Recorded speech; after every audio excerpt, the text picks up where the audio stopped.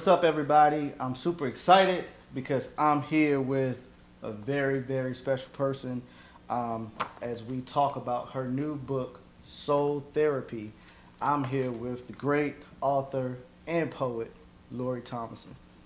Hey, Brandon. Hey, everybody. So tell us a little bit about yourself.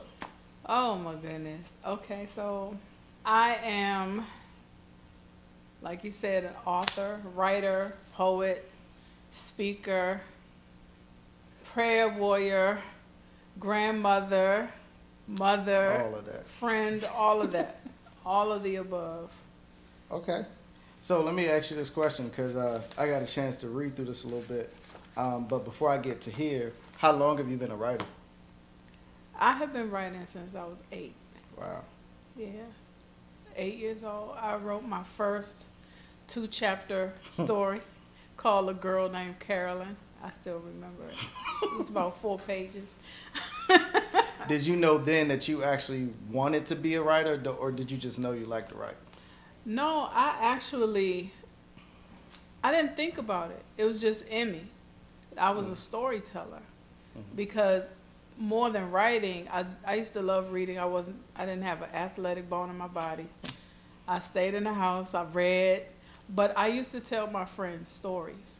I would make them up on the fly. I would do all of the voices for all the characters, all of the sound effects, and or I would pretend to be a journalist. So I was a storyteller. Wow. So you can imagine the lies I used to tell. And that's how you knew that you was a storyteller. Exactly. So getting more into this particular book, because we know you have written several books, but this particular book, Soul Therapy, what inspired this book? Wow. So at the beginning of COVID, my family and I moved to this apartment complex. And it had a lot of problems. And I won't get into those. But I had a panic attack. Wow. And normally I'm a private person. So if I'm going through something that's really serious, I'll tell a select few of people because I'm an ambivert. So when I'm introverted during those times. So, but that day I woke up and I couldn't breathe. And it felt like the walls were closing in on me. And I reached out onto Facebook, and I just said, I need prayer now. And all of these people just started contacting me. A young lady, Wanda Childs, she and I are Facebook friends. We didn't even have a relationship, but she called me, and we talked for about 2 hours. Wow. And she prayed with me, and she just ministered to me. And I started therapy shortly after that. So I did like 2.5 years of therapy. And through that time, shout out to my therapist, Danielle. During that time, I was able to get free. And she told me that I had PTSD and anxiety. Wow. And I had been living with it since I was 9 years old. Wow. And I didn't know. And it made everything that had gone wrong in the past make sense. Like why I went to so many colleges, why I dropped out and quit things, why my emotions were just all over the place. And so I did the work. So after doing the work of therapy, and then I started getting into like essential oils and aromatherapy, breath prayers, and all different types of things, coloring, journaling. And I took this class. I started wanting to do a book, but I took this class at my church called Forward. And from there, it was like God just did the rest of the work that was necessary to inspire the book. And so what I wanted to do was just do a combination of affirmations, which was really declarations to God, speaking things into your mind to create a different pathway. Because, when you have negative thoughts, you have the same negative thoughts over and over, and that helps to create anxiety and depression. Right.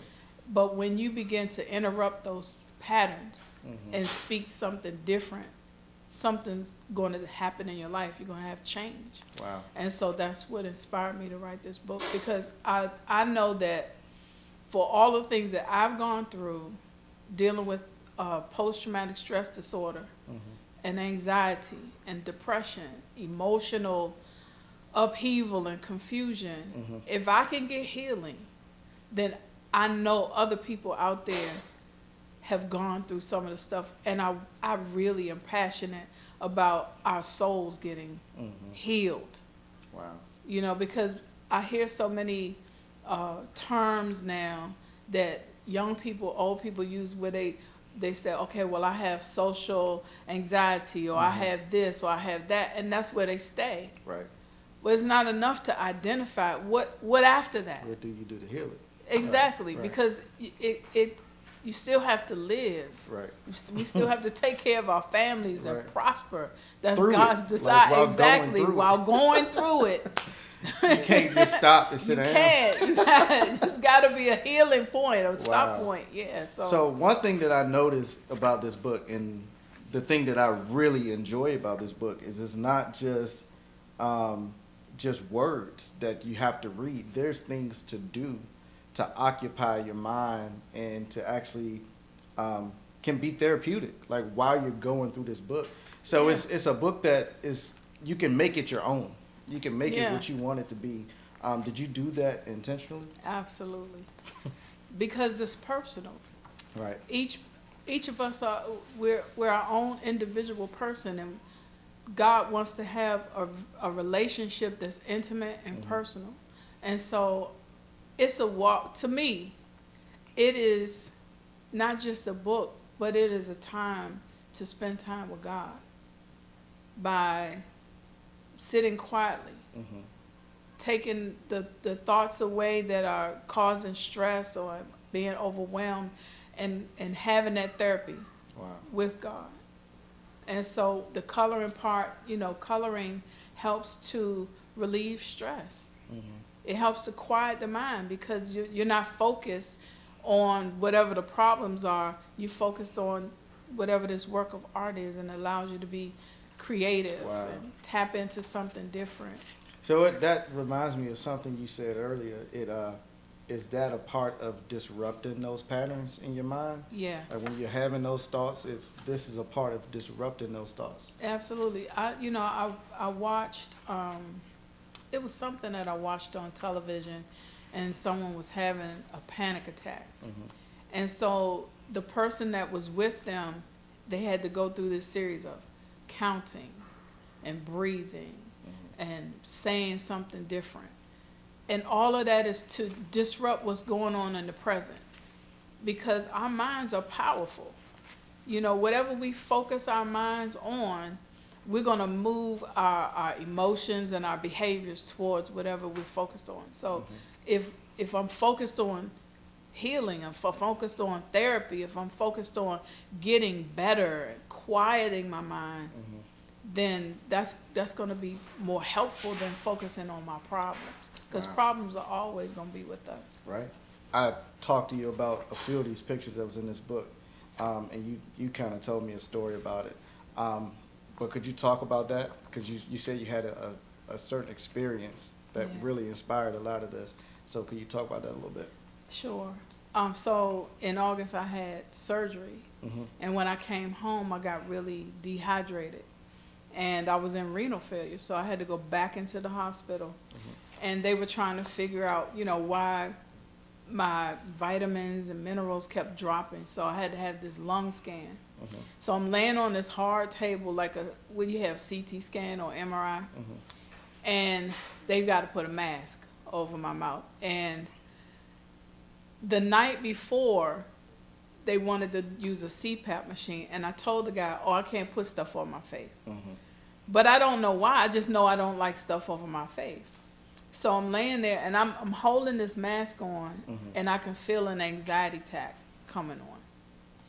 And I'm trying to get through it. And so she says, okay, now we've got to inject the dye, but you're going to have to keep the mask on. And I'm right in the height of this anxiety attack.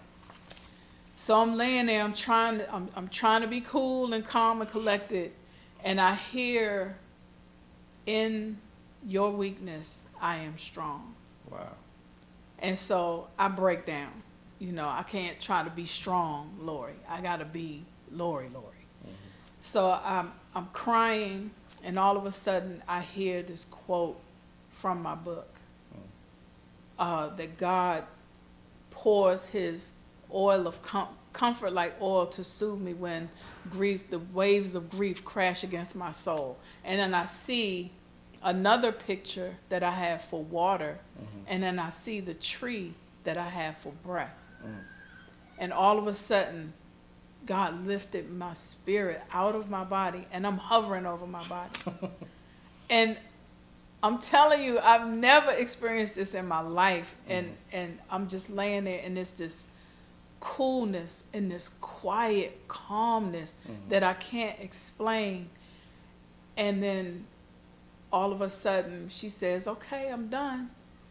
And I feel myself go back down. And I'm just like, and I wasn't on Percocets, none of the medicine that messes with your mind. I'm on vitamins. So during the and time minerals. when you were when you felt yourself lifted, did you feel the anxiety lift too? It was gone.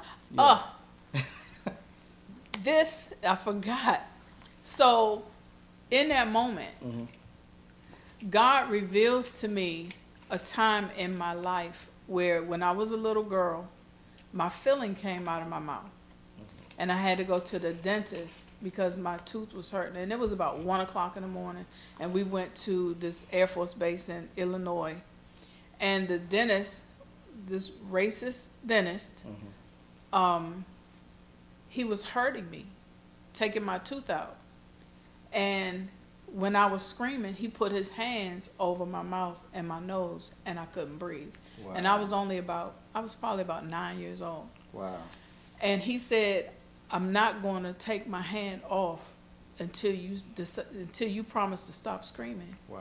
And God reveals to me in that moment that he pulled my tooth with no anesthesia. And I was so afraid that even after he was done, I never told my parents about it. Wow. And I forgot about it. But God brought that back to my remembrance, and I got healed from anxiety. Look, that's why you was afraid of stuff being all in your these mouth. years. Yeah. Wow. Yeah. And since that time, I have not had one anxiety attack. Wow. Not one. And so I knew that this book was all God, but that sealed the deal for me. That was like, okay, God, you have done something. Another thing that I noticed as I was going through the book, it has a very unique structure. There's a lot to do in the book, and then there's also a lot of blank pages. Could you talk about that a little bit? Yeah. So I love to doodle and scribble and write. And so in the book, because I wanted this to be unique and personal for each reader, I want them to be able to experience whatever God wanted to download into them. Wow. So if you're reading a scripture, if you're reading an affirmation, you might hear one, and you have plenty of white paper to just write it down. Wow. Or if while you're coloring, you may want to draw something. And so I just think that everyone can tap into their inner creative person, and write down prayers. I know a lot of times, even when I'm journaling, sometimes I'll write my prayer out. And so I wanted to give space for that.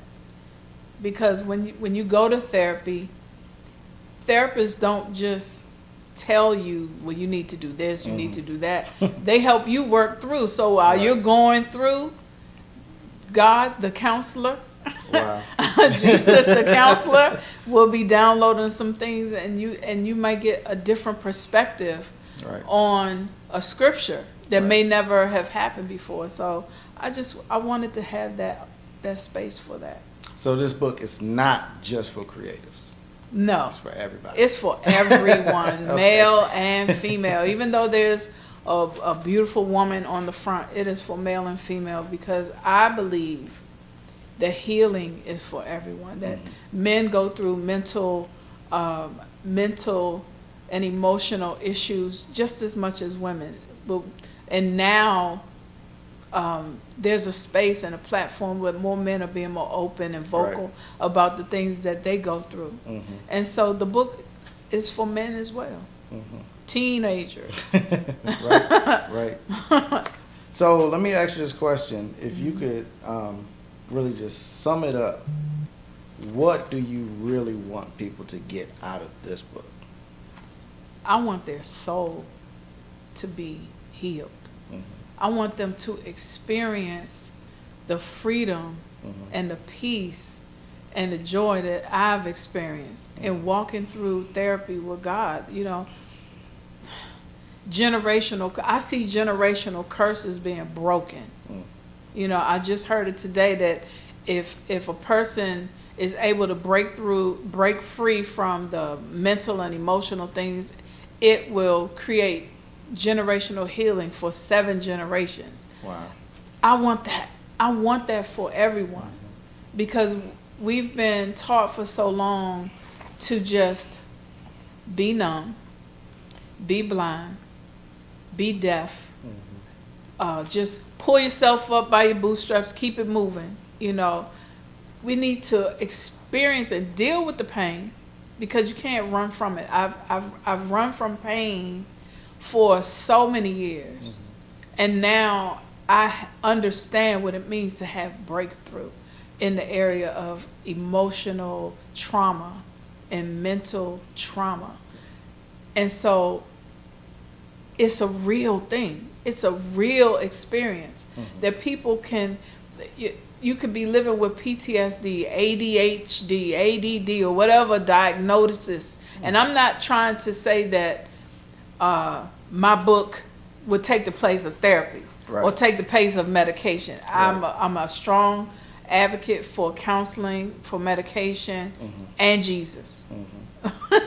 You know, because he ultimately is the one that is the healer. Right.